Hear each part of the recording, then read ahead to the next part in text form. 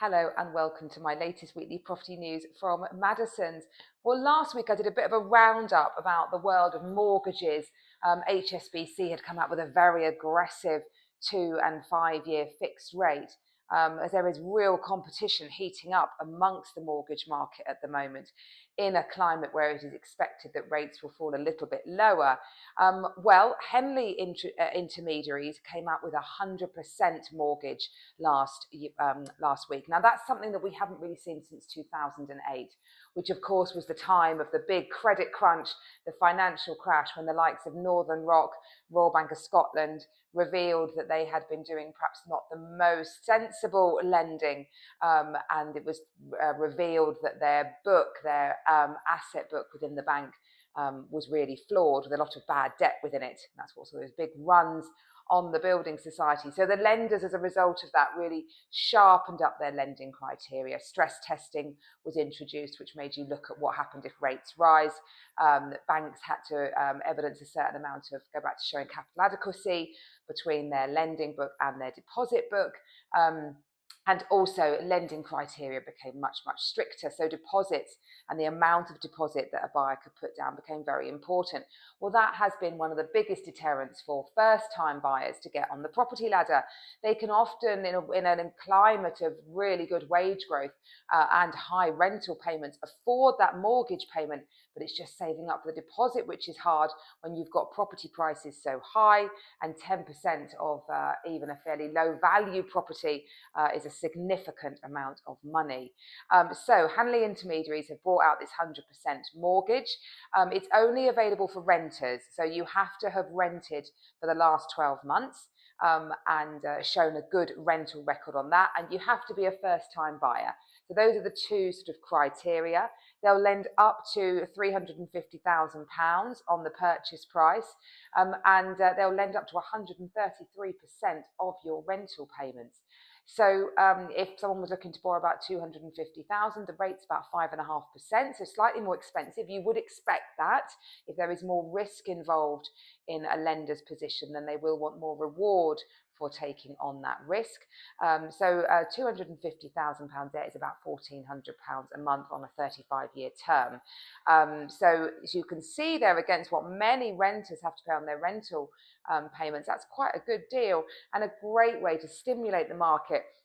Hopefully get more of those first-time buyers onto the bottom of the property ladder, which then pushes through the whole section of the property market. So interesting to see if other lenders follow suit with that. It'll be an interesting one to watch.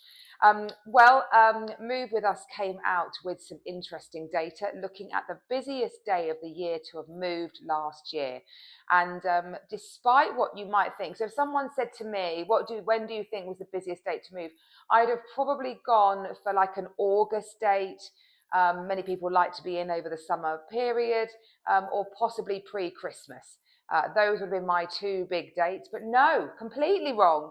31st of October, which is my mum's birthday. Happy birthday, mum, every year for the 31st of October. Halloween, that was the busiest day to move last year. What were the figures?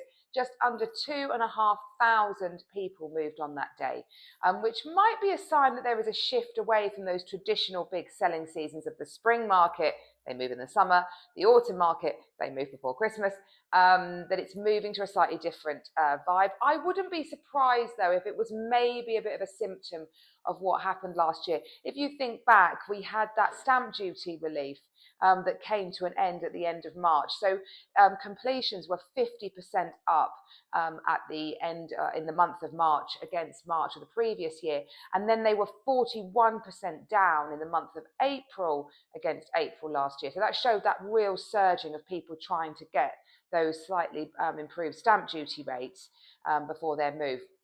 April then was obviously incredibly lackluster. The spring market was a bit but then in August we saw that sort of trend of reducing base rate come to a real head, and rates went to 4%, which I think was a real stimulus, a psychological stimulus to the market. So I think in August probably a lot of pent-up demand of sellers who'd sat on their hands, Those who'd raced to get through to beat the stamp duty, they were done. Everything else went a bit lackluster. And then in the month of August, with base rate dropping to 4%, I think maybe there was a bit of a surge. And that's why the 31st October was a great date. We had a phenomenal autumn period for completions, not so good for valuations. That was definitely down. Obviously, there was a lot of uncertainty around the autumn budget, but our completion rate was good. So yeah, who knows? Maybe that's what it was. If you've got a budget of about 500,000, how about these lovely 2 properties that I have got on my books at the moment? The first, it's a delightful, truly delightful 2-bedroom semi-detached in the heart of the St John's district, down a very quiet spot on Standen Street. It's on at a guide of £525,000. It is immaculately presented. The current owners have extended the downstairs, done a complete refurb. So you've got a lovely dining kitchen onto a very generous garden, really, really good sized garden. That one is proving popular, so give us a call if that's of interest. And if you want to be on the south side of town, how about this lovely apartment that I've got on offers excess of 500,000 on Warwick Park? Such a fabulous address, close to the Pantiles, where of course I sit right now. And it's a really, really good 2-bedroom flat. It's got its own private outside balcony roof terrace space and really spacious accommodation in a beautiful building with allocated parking and communal gardens as well. So a lot to offer. If either of those of interest, do give me a call. The final thing I wanted to mention, Royal Tunbridge Wells Together have announced their spring clean-up dates. This year they are going to be on the 27th and the 28th of March, therefore allowing for different timetables of people working. There'll be 2 lots of 3-hour sessions. You can sign up for as many as you want. It'll be picking up litter, removing graffiti, cleaning furniture on the streets, all sorts of things to keep our beautiful town looking even better. I've signed up for it. My husband signed up for it. We're very happy to support any of our team that want to sign up for it on the Friday as well, or of course do it on the Saturday if they prefer. So if that's something of interest, do head over to the link and sign up for more details. I hope you have a great week, and I look forward to seeing you next week. Bye-bye.